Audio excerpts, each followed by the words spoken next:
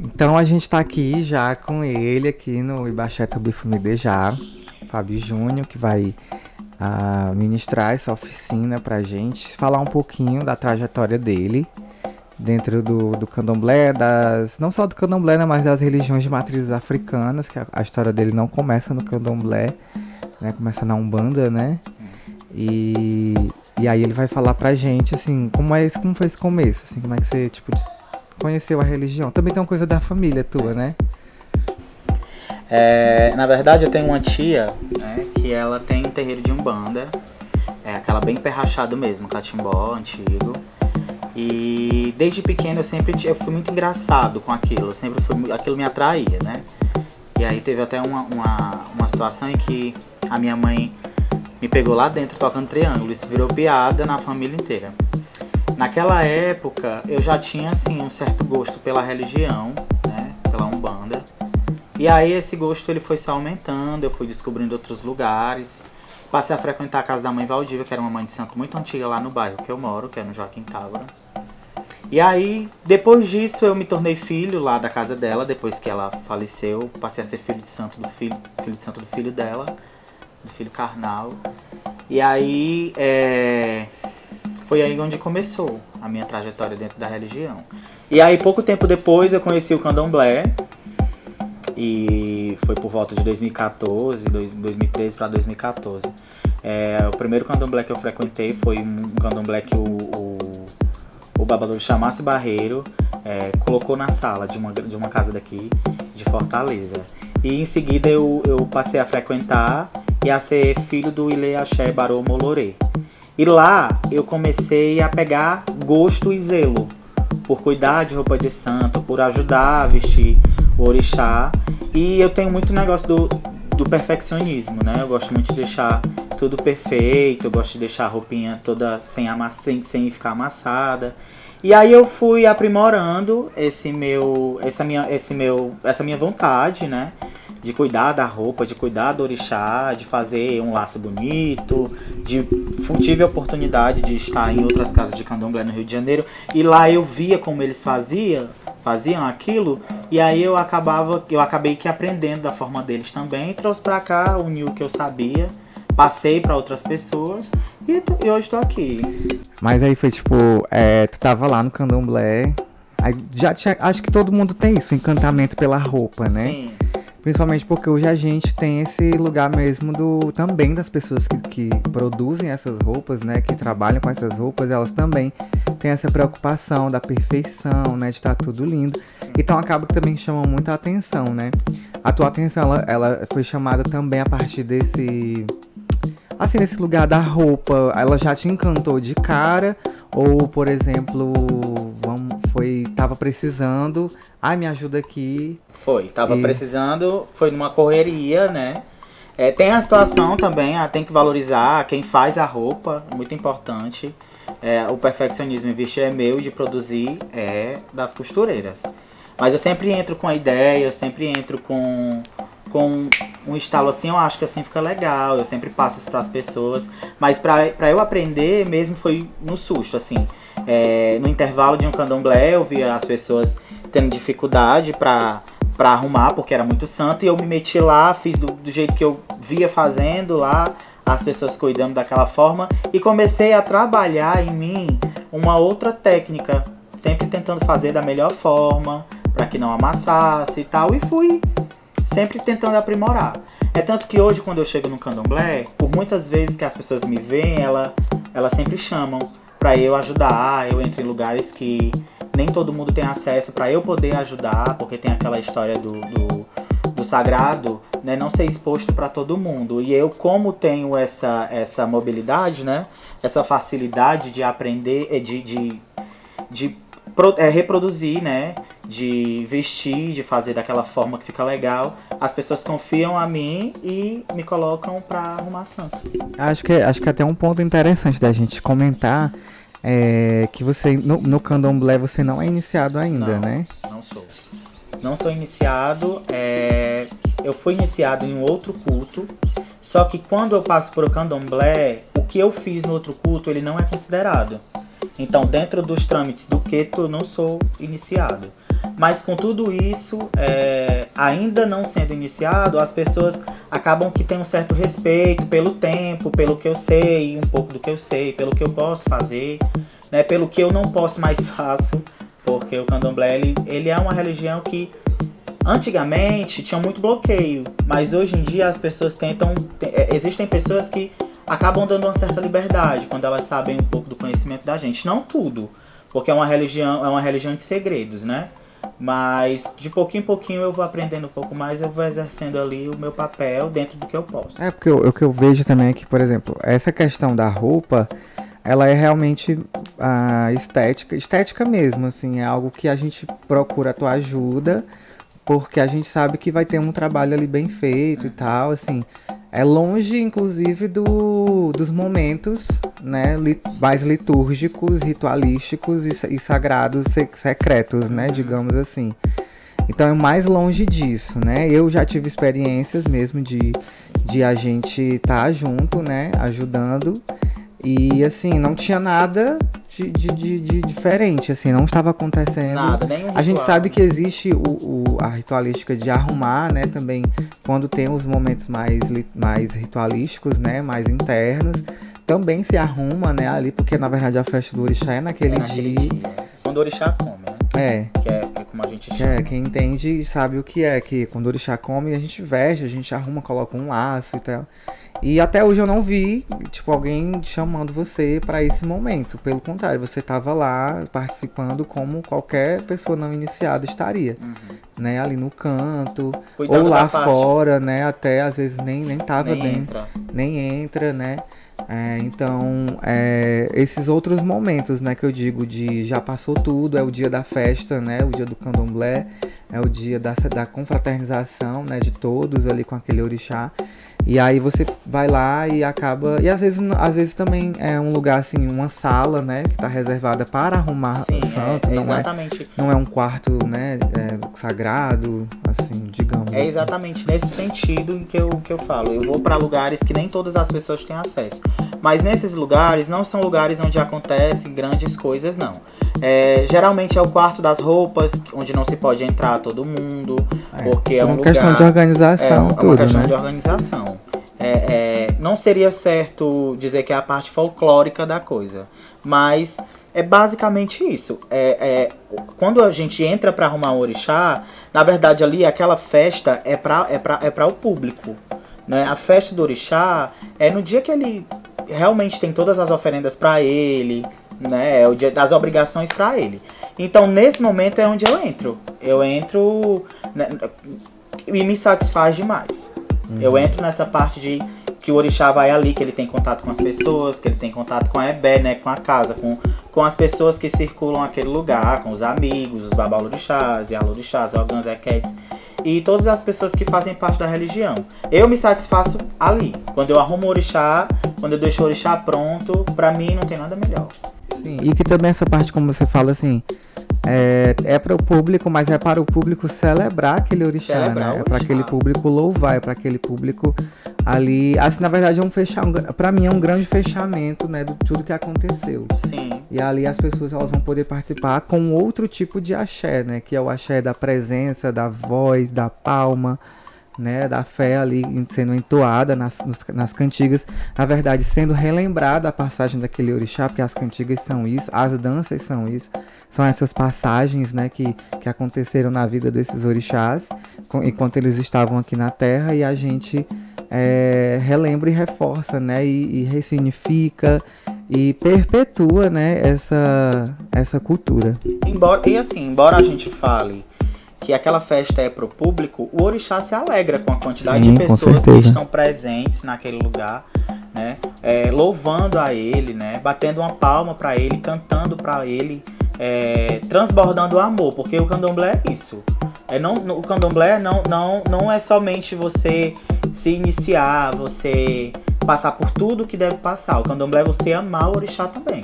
E o orixá se sente amado ali também, né? Quando todas aquelas pessoas vêm para o barracão, para bater uma palma, para cantar para ele, ali é a festa para ele que ele dá às pessoas, mas a dele é no interno, né? Aquele momento é muito importante. É como se fosse realmente o fechamento daquilo que aconteceu. E essa é a parte onde eu entro. E eu faço questão. Às vezes eu entro num quarto onde se arruma, eu saio pingando de suor, porque geralmente é muito quente, por conta da quantidade de roupas e pessoas que ficam por lá. Mas eu faço aquilo com o maior prazer do mundo. Eu gosto de fazer, eu gosto de arrumar.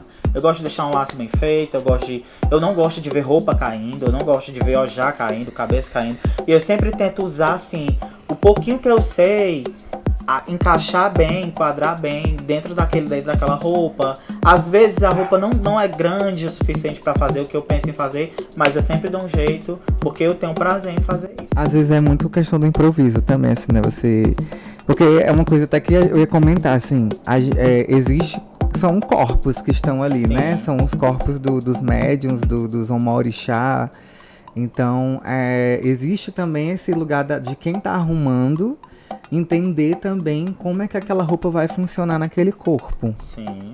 Né? Existe também essa questão do improviso. Às vezes, falta um laço dessa cor. A gente pega e já troca tudo, coloca laço diferente, faz um conjunto diferente. E a gente vai usando a criatividade também com o que tem, porque nem todo momento tá tudo perfeito. Às vezes falta uma coisa, falta outra. E a gente vai tentando encaixar, né? Vai tentando fazer, a gente chama de conjunto. Né, a roupa, nós temos as saias, né, que são as baianas, os atacãs, as bandas e os panos da costa. E os camisus também, que algumas iabás usam camisu. E aí a gente vai tentando unir. Quando não se tem um conjunto completo, a gente improvisa, coloca de algum nesse pra ficar legal, entendeu? Algo que não fuja tanto da história daquele santo, da cor da roupa dele. Sempre quando tem um branco sobrando, a gente coloca, porque branco dá pra tudo. Dá pra tudo. Alguns orixás a gente coloca roupa clara, outras a gente coloca um pouco mais escura. E aí quando não tem um conjunto completo, a gente vai sempre tentando encaixar, fazer encaixe desses panos, né? Dessas roupas, né? Dos atacãs, dos panos da costa, pra ficar um conjunto legal. E tem que usar muito a criatividade pra isso. Eu queria que tu comentasse, assim, porque existem várias tipos de arrumação, né? De santo, várias formas de você arrumar. E aí, assim, a gente sabe que tem muita coisa que é muito padronizada, muito tradicional, na verdade. Mas de vez em quando a gente consegue também dar uma diferenciada também, modificada. Justamente como eu tinha comentado a questão dos corpos. Às vezes esse corpo vai funcionar melhor com um laço diferente, né? Talvez o próprio material que está sendo oferecido naquele momento, né? Também não vai permitir um laço grande, é melhor um pequeno. A gente tem orixá que realmente veste coisas diferentes. A família Ungi, tipo Oxumaré, a gente sabe, o Euá também, a gente sabe que eles têm um modo diferente de se vestir, né, esses orixás todos. E eu queria que tu comentasse, assim, como é que foi, inclusive quando você percebeu isso. Sim. Como foi esse encantamento também? Foi legal, foi assim, ó. Existe um orixá que foi falado agora, que é o orixá Euá, né, que a representatividade dela na Terra é de uma serpente, é de uma cobra. E aí a gente em discussão, né, nós chegamos à conclusão de que a cobra tem o estômago para trás, né, o útero da cobra é para trás. E com isso eu não entendia o porquê que eu vi alguns vídeos e até mesmo em algumas casas. Em uma casa que eu fui no Rio de Janeiro, onde o candomblé tem um ênfase muito grande, eles têm muito cuidado com isso, sabe? É tanto que as nossas referências dentro do candomblé aqui no Ceará são de pessoas do Rio de Janeiro, né? O orixá Euá, que é uma mulher, né, uma iabá, ela usa o pano da costa com a ponta para trás. Eu não entendia. E aí, numa discussão com o Dudu, a gente chegou à conclusão de que a gente primeiro foi ver a anatomia da cobra. Para entender o porquê. Porque tudo tem um significado. E nós percebemos que as vértebras da cobra são na parte da barriga dela. Quer dizer, a que entra em contato com o chão. Né? O deslize da cobra, as vértebras das cobras estão ali. E o estômago, o útero da cobra é na parte de trás. Por isso que Euá usa o pano da costa para trás. E os laços de Euá, o final deles são enrolados, como se fosse realmente uma cobra. E é isso que é interessante, porque não é só pegar um orixá e Ieua e vestir de qualquer jeito. Tem um segredo dela, né? Ela representa uma cobra. Então a gente veste aquele orixá, né, da forma no ser humano, como se ela fosse uma cobra. Entendeu? A representatividade dela na Sim, Terra. O animal dela, na verdade, né, é um réptil, é uma cobra. Então, como a cobra tem, se ela é representada por uma cobra e o estômago da cobra está na parte das costas da cobra, na parte superior, o pano da costa dela vai para trás também. E os laços dela são todos enrolados. Inclusive a cabeça da cobra, o pano da cabeça de Ieua também é enrolado. É enrolado, às vezes eu já vi gente fazer, parece tipo uma corrente. Sim, também. Também pode pegar, você vai lá, dá um nó, lá embaixo dá outro nó e assim você vai fazendo umas correntes também. Fica muito bonito, é muito interessante. Representa as escamas, aquilo ali. É muito bonito aquilo ali. Chega no candomblé e falou pra mim. E aí eu fico pegando essas coisinhas, vou absorvendo isso, vou perguntando isso. O que eu posso saber, eu vou procurando saber para quando eu for aplicar, eu aplicar da forma como eu aplico. É importante, né? É importante porque muitas vezes a gente tá reproduzindo só uma coisa que tá sendo passada e às vezes não faz sentido pra gente, mas a gente tá reproduzindo aquilo. E quando vai perguntar por quê, não, porque o fulano me disse. Alguém me disse, alguém mais velho me disse. E assim, eu acredito que hoje, até mesmo aqui com a gente, esse lugar aqui do conteúdo, esse lugar da oficina, esse lugar da internet, hoje pra gente ele tá sendo importante por isso. Porque a gente pode realmente compartilhar o conhecimento, sabe? Assim, a gente pode hoje estar aqui de dia, né? Gravando esse vídeo, falando de candomblé, falando de roupa, falando de muitos assuntos aqui relacionados a essa cultura que é preta, que é africana, que foi escravizada, que foi torturada, que foi tudo isso. E antigamente não podia, a gente tinha que ficar de noite. Às vezes eu acho que muitas vezes muitas casas elas fazem tudo na madrugada. É claro que tem toda uma questão de correria de todo mundo, às vezes, né? Mas eu acho que ainda se perpetua essa cultura por isso, porque antigamente só podia ser feito de madrugada, ninguém podia mostrar o rosto na rua, ninguém podia fazer nada de dia, ninguém podia tocar um atabaque de dia. E hoje a gente pode fazer isso, né? A gente ainda pode fazer isso, pelo menos. O engraçado é que você falou isso agora, Dudu, e me veio uma lembrança, né? Em uma tarde, qualquer dessas da minha vida, eu fui visitar a casa de um babalorixá e ele falou exatamente sobre o AU, né? Sobre o Otô, sobre o segredo e sobre o silêncio do candomblé. Foi falado agora sobre a questão do meio de comunicação, que é a internet, a forma de aprendizado que a internet proporciona às outras pessoas. Eu ouvi desse babalorixá que o candomblé vinha se perdendo porque as pessoas não querem passar o que elas sabem. Elas levam com elas o conhecimento delas, vai com elas. Elas morrem, né? Elas vão ao ló, como é dito dentro da religião. E aquele conhecimento vai com elas. E é por isso que hoje não se tem mais fundamentos como antes. Por exemplo, esse fundamento de Ieua, talvez algumas pessoas não tenham tido um pouco de noção sobre o porquê de Ieua vestir daquela forma. Mas um babalorixá mais velho me explicou que Ieua representava uma cobra, porque eu não sabia. E assim, com ele eu aprendi. E esse babalorixá que eu ouvi, que ele falou que o candomblé vinha se perdendo por conta das pessoas se silenciarem, de não passarem aquela cultura, de não passar o aprendizado, vinha meio que complicando a religião, né? Então assim, essa forma de aprendizado, né, via internet, essa facilidade, ela é muito boa para as pessoas, né? Quem tiver acesso, quem tiver como aprender coisa que vale. Porque também tem muita coisa que não dá certo. Não é só aplicar o que você vê, tem que saber um pouquinho, né? Tem que viver, tem que experimentar mesmo dentro do terreiro, tem que estar dentro de um barracão e viver aquilo. Porque às vezes ler demais, assim, nada é comparado à prática, né? O candomblé tem que viver, né? Tem que viver. O dia a dia dentro do barracão é que é pesado, porque enquanto é só leitura, você deita numa rede, lê, mas na hora de enrolar uma caçada tem que saber. E aí tem algum orixá assim que você já, tipo, foi mais diferente pra ti arrumar? Tipo, mesmo que seja tipo comum mesmo, Oxum, Yansan, algum orixá assim que realmente você tipo, teve tanto uma dificuldade talvez, mas que você conseguiu e ficou aquela coisa maravilhosa. Ieua. Euá? Ieua, foi no candomblé que teve na casa de um babalorixá aqui. A Ieua da minha amiga, né? Nós não tínhamos a quantidade de laços naquele momento e precisávamos de 4 laços para baixo e um para a cabeça. E só tinham 3. E eu saí arrancando da roupa lá do povo, tirei o pano da cabeça das meninas de lá e tive que colocar, porque faltou. Mas é porque o conjunto não era de Euá. Mas essa santa, a da minha amiga, ela só usa branco. Então, ela precisava de alguma coisa branca, então eu tive que pedir, né? Lógico que eu não saí arrancando, eu pedi e a pessoa me cedeu. Ela conseguiu um outro pra ela e me deu aquele que ela tava usando. Mas foi Euá. O mais desafiador pra mim, porque eu não sabia. Mas Sim. eu aprendi naquele momento.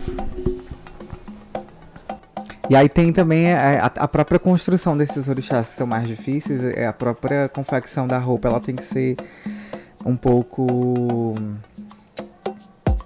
personificada, assim, como é que é o nome? Pra pessoa. Exclusiva, quase que exclusiva, exclusiva. Exclusiva porque, dependendo do corpo da pessoa, do tamanho da pessoa, né, os laços, como eles são enrolados em aspiral, né, ou feitos como uma corrente, eles precisam ser maiores. E aí é onde entra a orientação às costureiras, né? Para elas fazerem, se é 2 metros, elas fazem 3, porque vai para a cabeça, da cabeça, por exemplo, dá uma volta, faz a corrente, fica pequeno o laço. Então tem realmente essa diferença. Para Ieua, o chumaré, né, que é outra cobra também, é metade homem e metade cobra, ele precisa de laços maiores.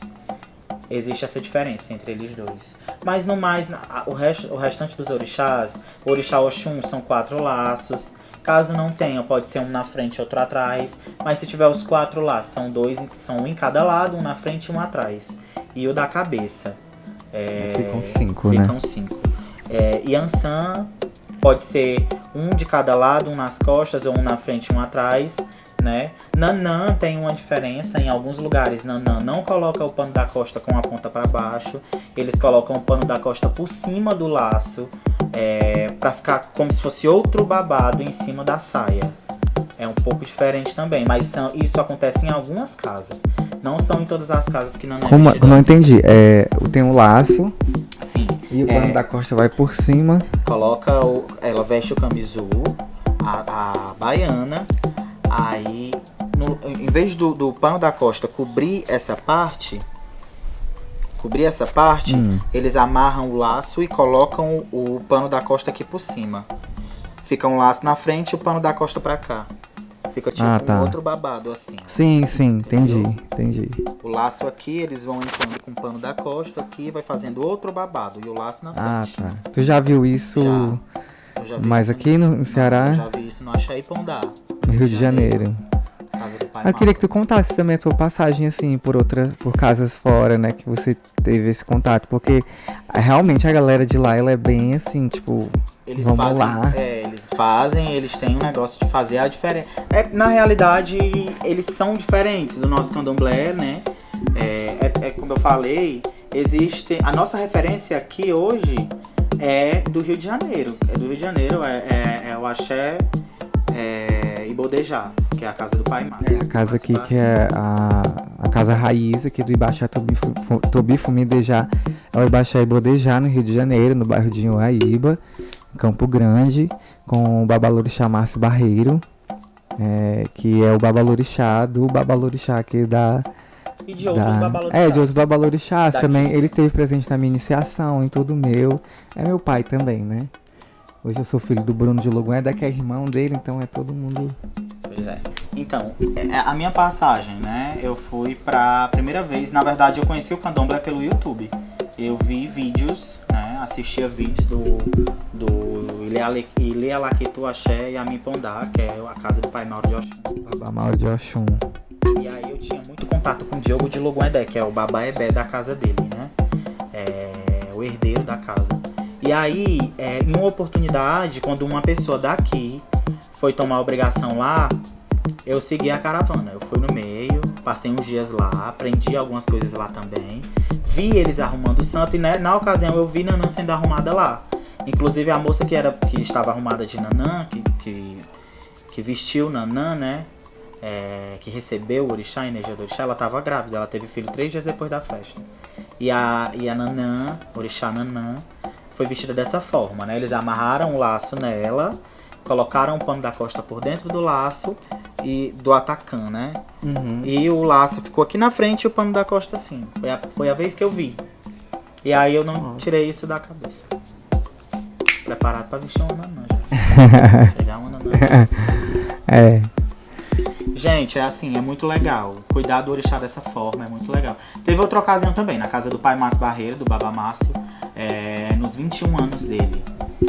Eu estava lá também, e estava lá vendo o povo arrumar santo. E me meti dentro dos quartos pra ajudar, porque eu sou muito curioso. Eu adoro aprender isso. Eu tenho esse negócio de querer aprender, querer ver. Tem certas coisas no candomblé que eu já não gosto tanto, mas de vestir santo eu posso dizer que é a melhor coisa que eu faço.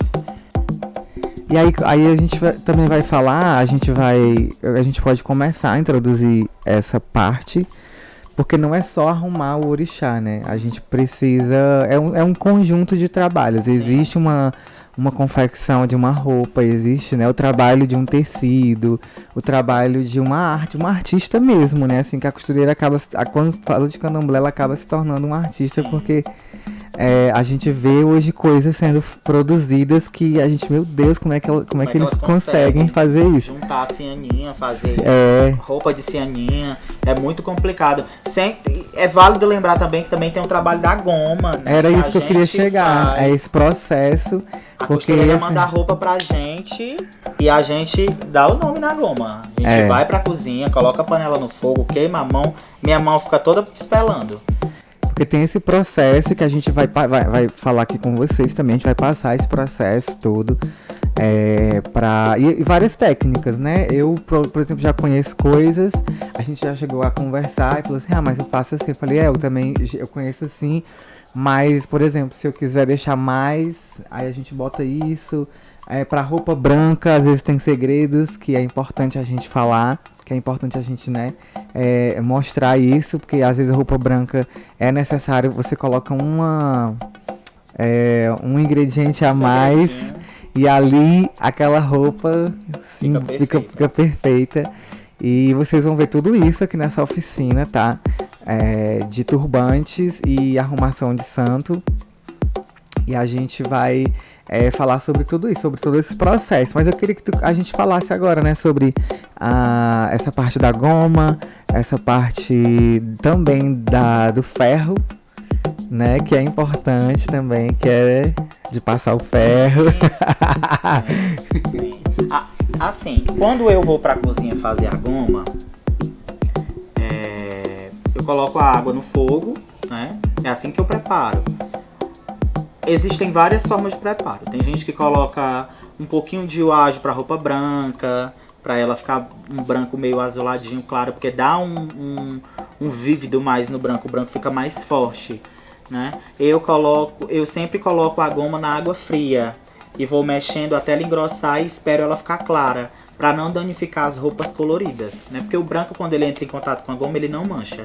Mas digamos que um azul escuro vai ficar manchado de goma. Então eu deixo a goma desmanchar.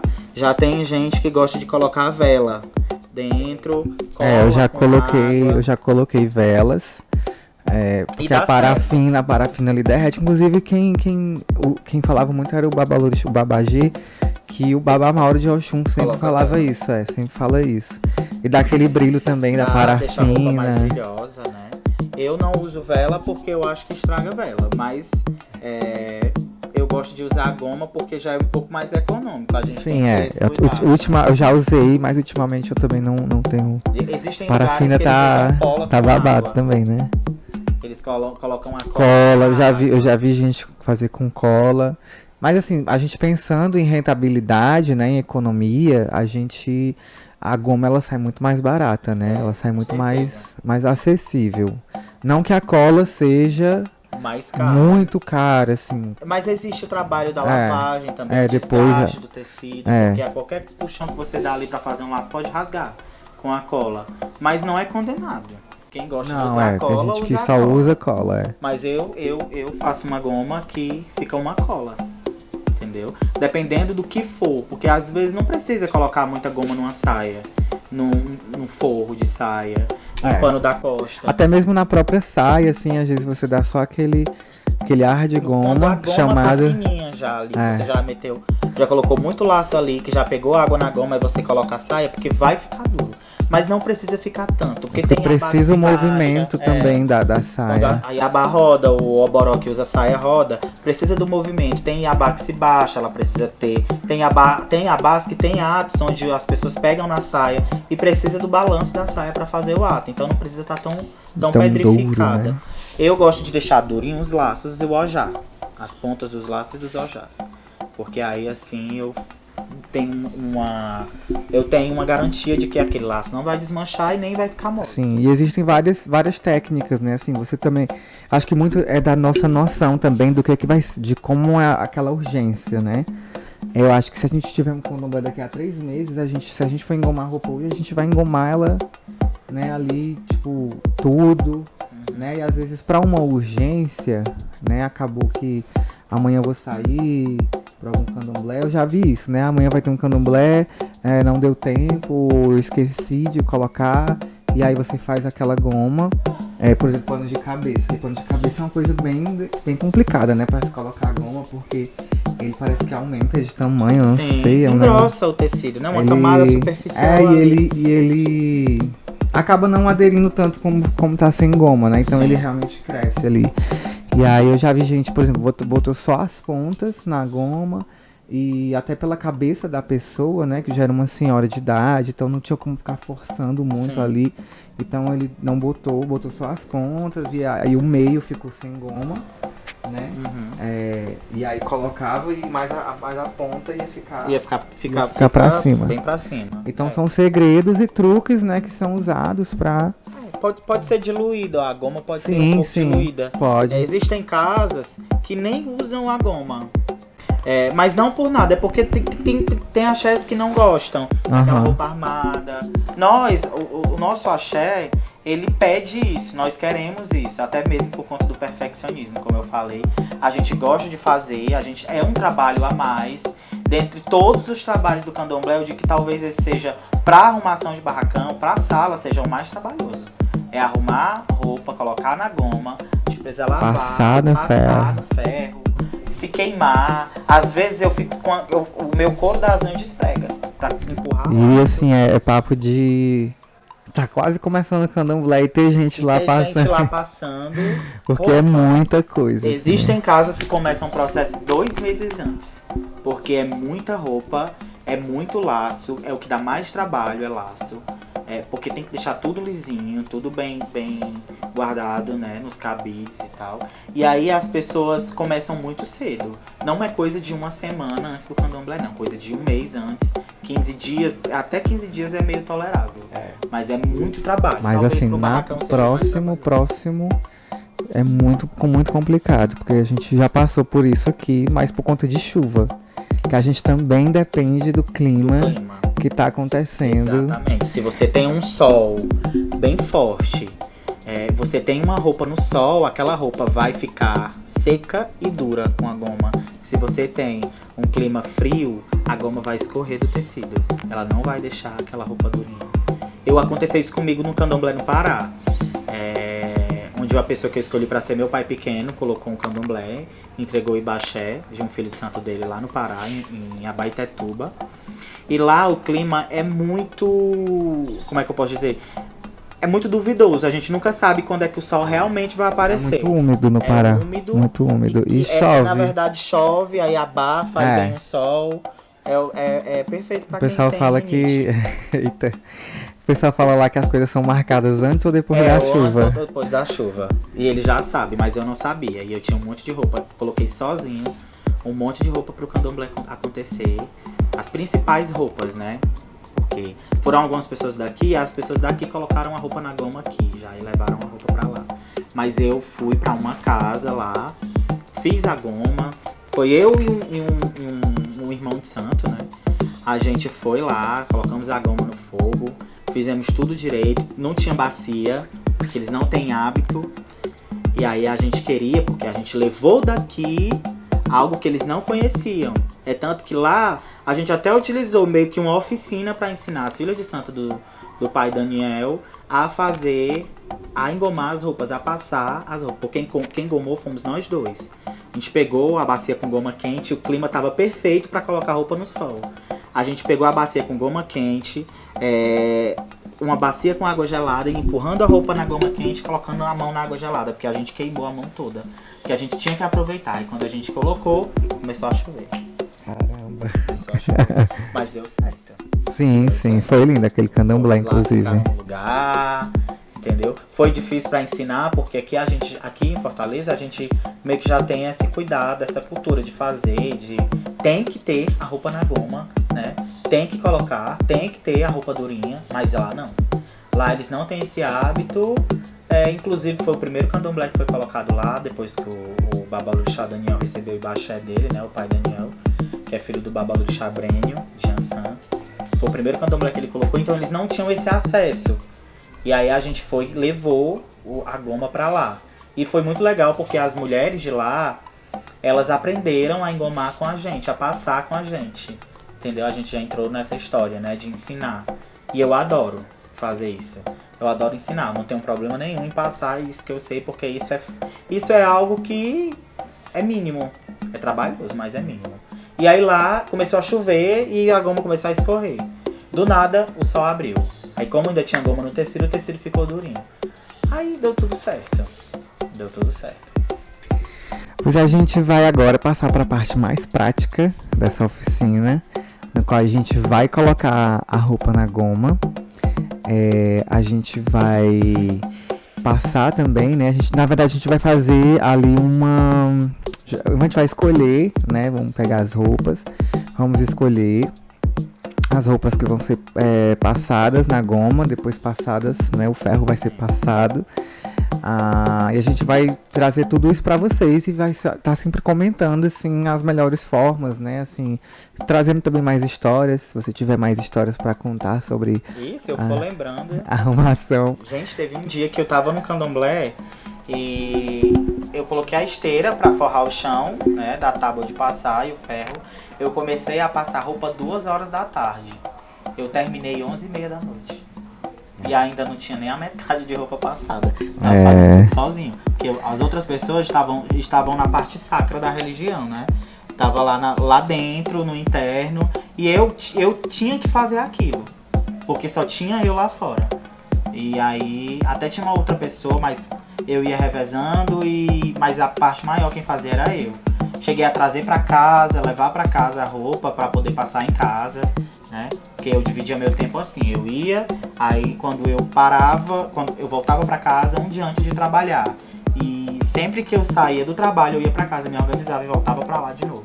E era assim, era dividido assim meu tempo, entre roça e trabalho, roça e trabalho. Não tinha vida social. Lá eu tava lá passando, comecei 2 da tarde, terminei 11h30 da noite. Muito isso aí, é babado, é bem delicado. Não é complicado, porque depois a gente pega a rotina, depois que a gente pega a prática. Depois fica encaliçado, o braço não dói. Fica de boa, assim, já é. A gente já sabe que tem aquela obrigação. Tem que fazer, né? E tem que fazer. Eu aqui, todo mundo sabe que eu sou o louco da goma, né? Então eu boto goma. Ele às vezes vai arrumar a roupa que eu boto na goma. Eu tô doido de goma que ele vai arrumar santo que eu botei na goma, eu botei a roupa na goma, aí ele olha pra mim e diz, nossa, tu vai pagar a minha unha porque eu vi. É porque descola, o couro da unha descola. A gente empurrando já assim pra ficar a orelha, aí a unha vai empurrando o pano e vai descolando a carne da unha. Aí não tem nenhum problema. Passa uma pedra umezinha, fica tudo bem. Pois então, agora a gente vai pra parte prática. A gente vai botar na goma, vai passar no ferro, vai arrumar. A gente vai pegar modelos, filhos de santo daqui. E a gente vai fazer um passo a passo dessa arrumação, né? Até para muitas pessoas que vão estar aqui também vão aprender, né? A fazer isso. E vocês também aí, tá?